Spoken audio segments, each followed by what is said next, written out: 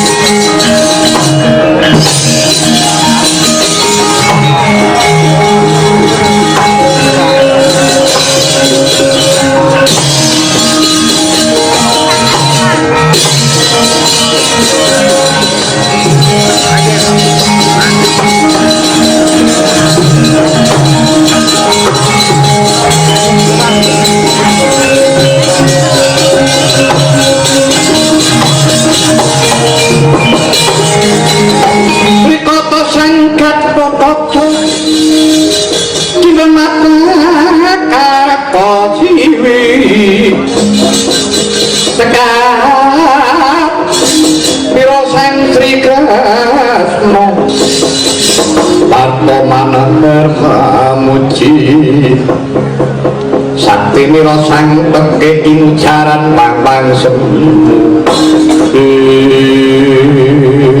yen ora kleru aku tahu seliringan karo satriya iki nalika tran-tran kareng kedempel tak pitene ana satriya muruk dadane sapa putra pringgo Raden Gatotkaca iya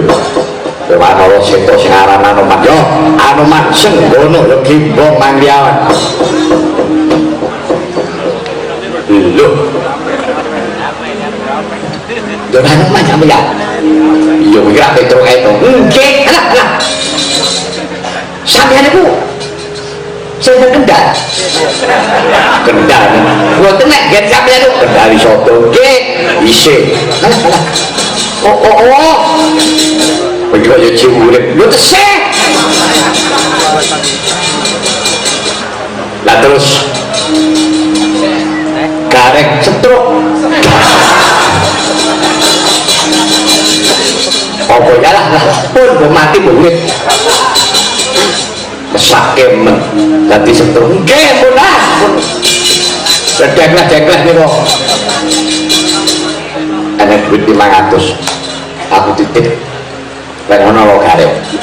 oke matur nuwun ya iki mung kacer capi ini apa kene lah satrane cangkemmu iki duit ora ada wong tuwa ada penyakit yo ora wis to pun nek ora ora kemandudem wis kene nah, status sing ora aku mau kowe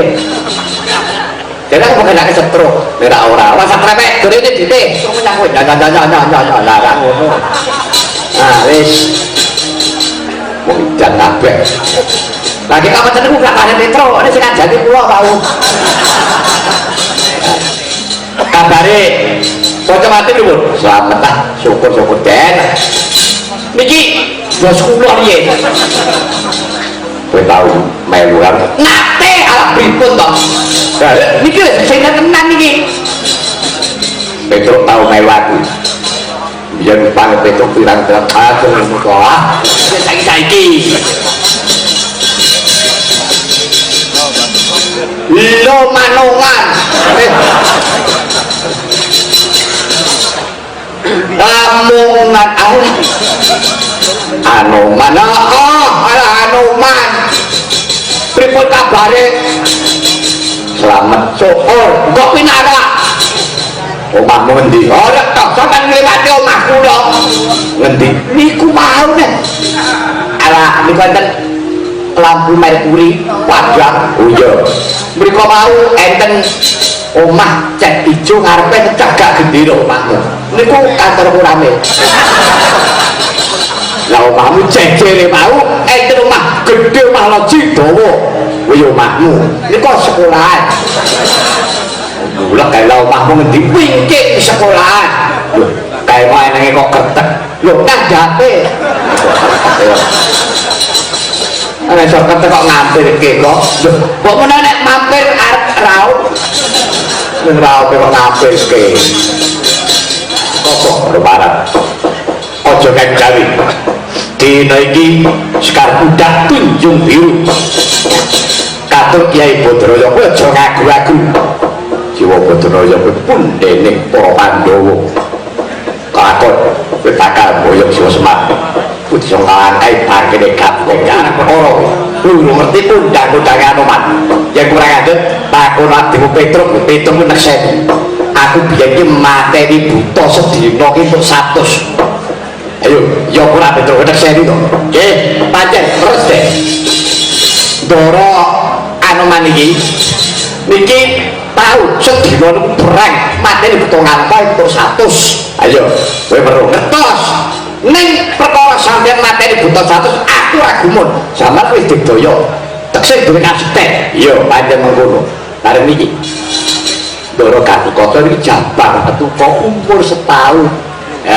umur setahun niki pun mateni Ratu Buta jenenge Prabu Kalapercana piye patihe kecapa patih setu patih buta kae sepatu patih sekipu patih sekipu tantra kali Kalapercana niku dipateni Jabang Kutukandara kali Kandara niku lagi umur setahun sampeyan lumrah mateni buta 100 saya didaya bar saiki buta umur setahun kok mateni buta ayo umur setahun sapa mik lho menan sampeyan lho apa meneh mik tek tumpuk dus tenan krono-krono ora bedane tuh niku ndara gane kocok umur setahun bisa mateni buta Bagong niki umur 10 tahun nyang hukuman ping 3 nggih lho aku nyang hukuman nek sing ngakon kowe to ngono aku piye aku ra biyen tak mbok kanggo kowe iki aja nyolongi ndok lu nyolong pitik lha ngono to enggak nyebut hati-hati deh perkara wonten niku biasa wong-wong pamer wong umum niku bocah durgeni ya aku ora nggih ya jaga pelajaran sekarang ayo tatanan hati bukan kocok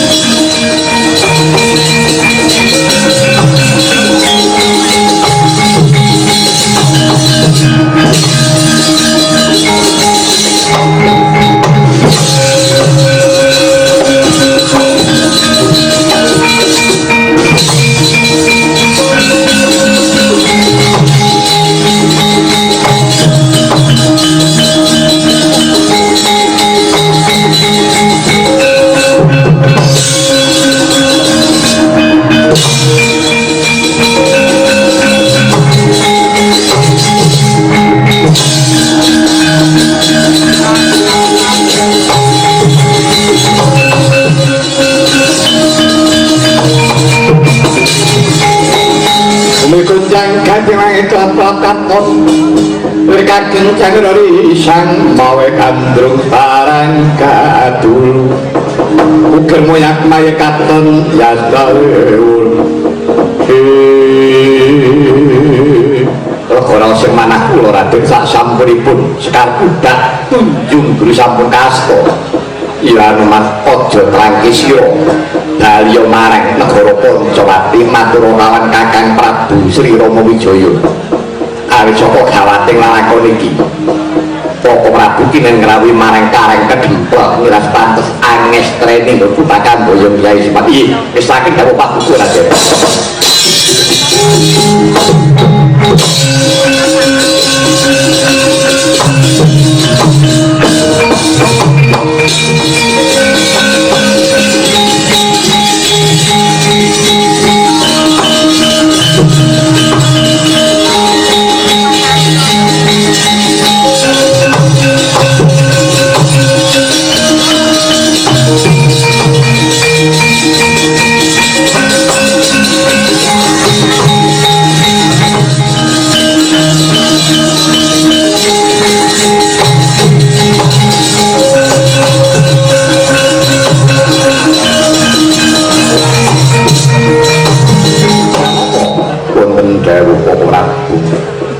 wis entuk gawe berkah pangestu paduka Kanjeng Prabu sampun Koko Prabu syukur ya coba kaya apa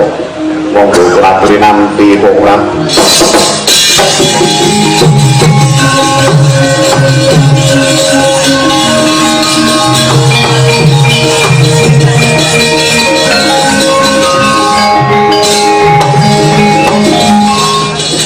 dan apa wonten dari ora to aku tak takon dhisik kok mau perang mau piye kados pundi ora kowe mau nyawang apa ora ning alim kok sekar budak tunjung biru ingkang panjenengan asta menika oh lha nek ngono mau ora mbok waspadake iki dudu kembange iki cangkoke wadahe lah kembange ndi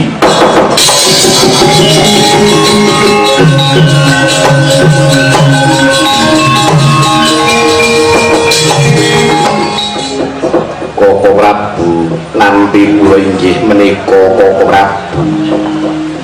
lah ku nek entuk mungkin ning cangkok kaya ngene iki ya loro-lorone ora kanggo gawe kabeh kembang tanpa cangkok ya ora kena kanggo gawe cangkok tanpa ana kembange ya ora kanggo gawe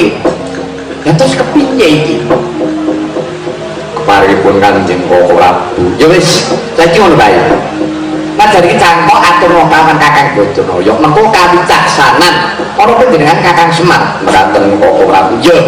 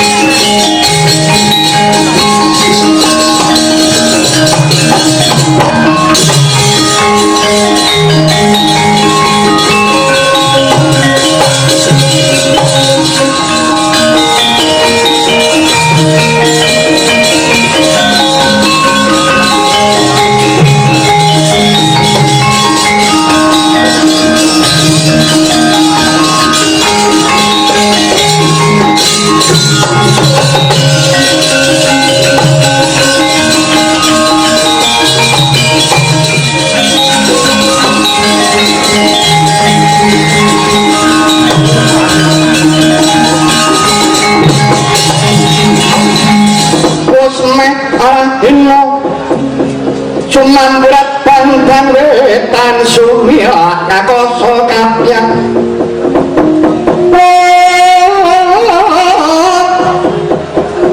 sanjwang suryo mansang nganco amadangi jagat royo Saryamira cenar esmunya wis gagat enjang kumrat kumara mangkrarat. Kula waspadaken ingkang rawuh kados panjenenganipun Ndara Raden Lesmana. Iya Kyai Semar, aku sing sowan. Terus pundi kabaripun, Bos? Berkah pengestuning Kyai Semar anggon upaya dawuhmu bebono sekar budak tunjung biru. Iki wis antuk karya. Ora iso damel. Iya, ya Bos. To kuwi kados napa?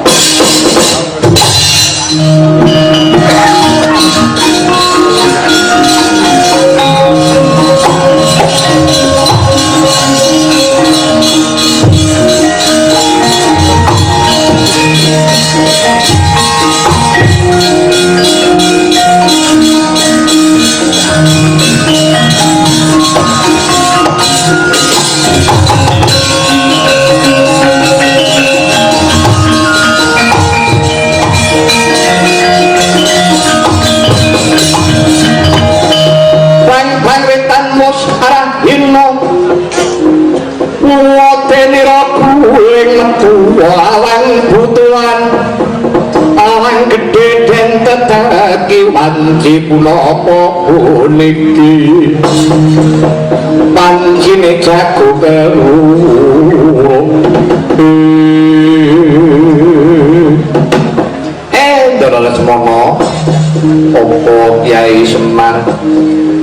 kembang niki mboten jangkep ora ganep kepiye lah niki jangkoke teng pundi Kyai Semar aku entuk ya wis kaya ngono. Mboten saged iki kedah jangkep. Nek kembange kudu enten cangkoke. Nek kaya ngeten iki mboten iso kena kanggo gawe. Iki mek padosipun cangkoke enten pundi? Kakang Semar aku sing gawa cangkoke.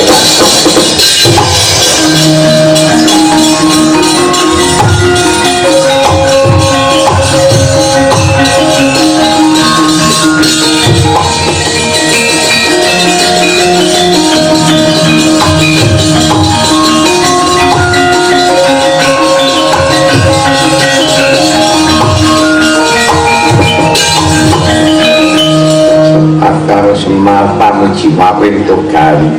aku entuk cangkoke kakang lah iki iso lunga dhewe-dhewe kepiye to iki kedahipun kembang kali cangkok niku setunggal nanging aku sing entuk cangkoke kembang ora kena kanggo gawe ana kembang ora ana cangkok ya ora kena kanggo gawe pun tak dedek meneh niku keleren sedilo wae sarep porsi padu meneh ngaten samangke Ndara Janaka kalih Ndara Raden Lesmana monggo kula aturi priksane nggih sekar menika badhe kula papanaken wonten cangkokipun nanging dengan badhe priksa piyambak kados pundi kedadosanipun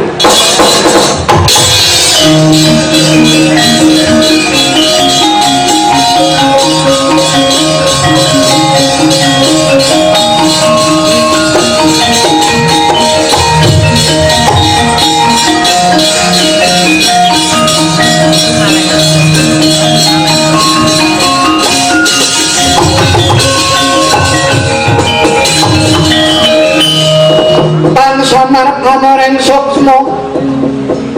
sinoksmaya winahya ing sepi sumimpen tenging kabu pabukaning warana Balen saking piyep-payap pingaluyun wah ing kono to mau boten sigrang nengaken ciptanipun marang purbaning papara sigrang sapuncung kinayanan jan areng kang mencek mening cetha lenging kaso dadi gayuh marang kersaning Hyang Purbengrat ributnya sekar budak tunjung biru sumidi kala irurah Badranaya ical wujuding sekar ing mriku dumadi saking Batari Kanastren garwane Kurangmar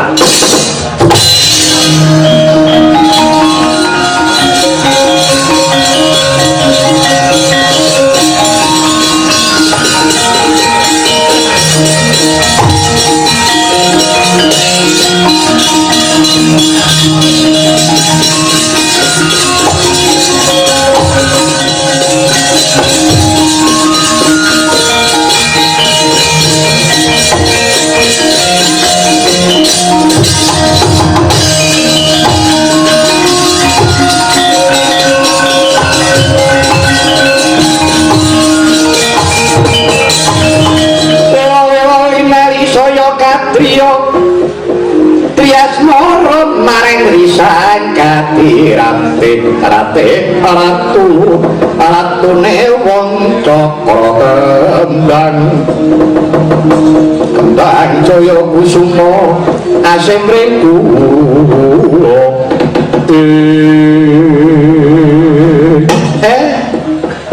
kowe nyai inggih Kyai. Nah saiki tinimbang dadi tanawaku rikala gegere karang kedempel dek rikala semono kae kuwi munggah nang kayangan kowe njaluk keterangan karo dewa utamane Bathara aku kudu kepiye lah saiki kowe madura karepe dipidhanake karo wong agung Sarimbit iki. Inggih Kyai Astunipun kula sampun nanti dawuh pangandikanipun kukulun sang jagat Kirinata. Ya. Piye ibune? Dawuhipun mekaten Kyai dinten menika estunipun negari Pancawati menika sampun dumugi kala mangsanipun negari ingkang sampun sepuh kajawi saking menika sampun paripurna darmanipun ingkang asta kawidawan pramila dinten menika awit keparingin Bathara Paduka Kyai Dodoraya minangka pamangagung wonten ing tanah Jawi mapan wonten negari Ngamarta minangka pamonging Pandhawa Kyai.